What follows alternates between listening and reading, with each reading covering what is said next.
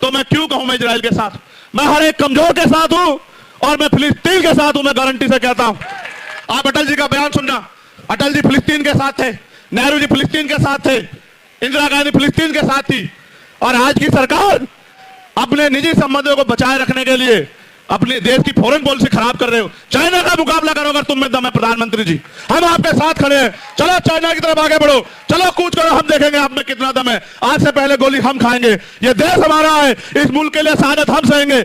लेकिन अगर आप देश से गद्दारी करोगे तो ये होने नहीं देंगे, हम इस बात को याद रखना। पूरी भीम आर्मी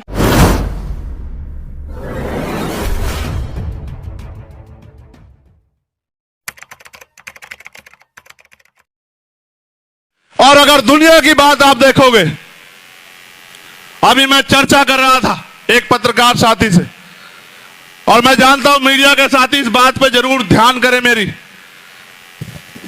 जैसे हमारे देश के प्रधानमंत्री जी को इजराइल दिखाई दिया, उनको मणिपुर दिखाई नहीं देता।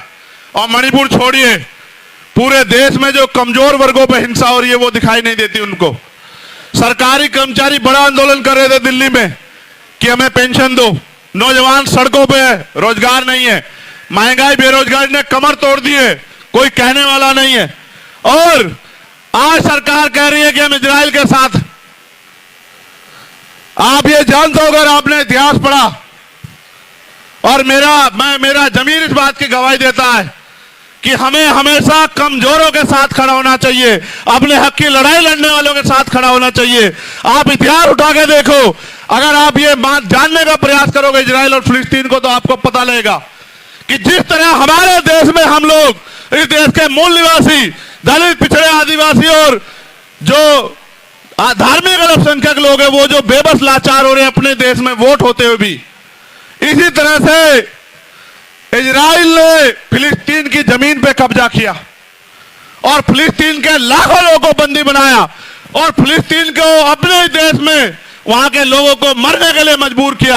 मैं हिंसा का समर्थन नहीं करता, मगर आप ये बताओ, अगर वहां फिलिस्तीन की लड़ाई गलत है तो देश ने जो आजादी की लड़ाई लड़ी अंग्रेजों के खिलाफ, वो कहां सही है आप बताओ। यहां भी तो शहीद आजम सरदार भगत सिंह ने अपने प्राणों के बलिदान दिए, उनकी यूनिट ने प्राणों के बलिदान दिए अपनी मातृभूमि की रक्षा के लिए, उसको आजादी के लिए अंग्रेजों से। अगर आज उस बात को वो लोग गंभीरता से आगे बढ़ा रहे हैं, तो मैं क्यों कहूं मैं इजराइल के साथ। मैं हर एक कमजोर के साथ हूं और मैं फिलिस्तीन के साथ हूं, मैं गारंटी से कहता हूं। क्योंकि अगर किसी का हक छिनेगा वो चुप नहीं बैठेगा, सरकार को जवाब देना पड़ेगा कि सरकार अपने निजी स्वार्थों के चक्कर में विदेश पॉलिसी खराब ना करे। आप अटल जी का बयान सुनना, अटल जी फिलिस्तीन के साथ थे, नेहरू जी फिलिस्तीन के साथ थे, इंदिरा गांधी फिलिस्तीन के साथ थी। और आज की सरकार इजराइल से, वो उनकी जांच एजेंसी है जिससे हमारे नेताओं के अकाउंट खंगलवाने हैं, उनके फोनों में क्या ये दिखवाना है, उनकी इंक्वायरी करवानी है। अपने निजी संबंधों को बचाए रखने के लिए अपने देश की फॉरेन पॉलिसी खराब कर रहे हो। चाइना का मुकाबला करो अगर तुम में दम है प्रधानमंत्री जी, हम आपके साथ खड़े हैं। चलो चाइना की तरफ आगे बढ़ो, चलो कूच करो, हम देखेंगे आप में कितना दम है।